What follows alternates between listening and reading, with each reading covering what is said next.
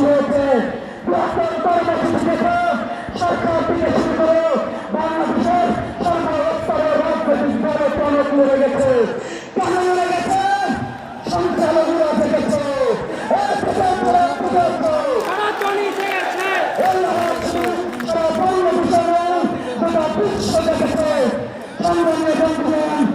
আপনারা জানেন এই কর্মসূচির জন্য, এই কর্মসূচিতে বাধা দেওয়ার জন্য প্রথমে আমাদের পূর্বঘোষিত মত তারা পরিবর্তন করেছে।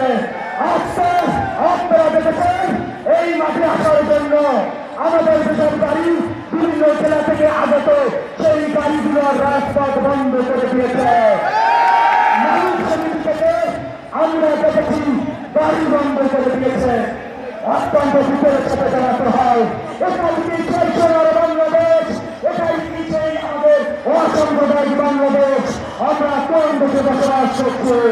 বৈষম্যের শিকার হয়ে বসবাস করছি। আমরা বলা হয় 5ই আগস্ট স্বাধীনতা, সংখ্যালঘু স্বাধীনতা পেয়েছে। কিভাবে সংখ্যালঘুরা স্বাধীনতা পেয়েছে?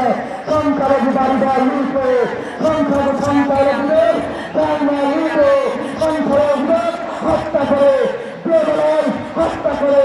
তাই আমি বলতে চাই সম্মানীয় জাতীয় বন্ধুগণ, আপনারা ফেলে যাবেন না।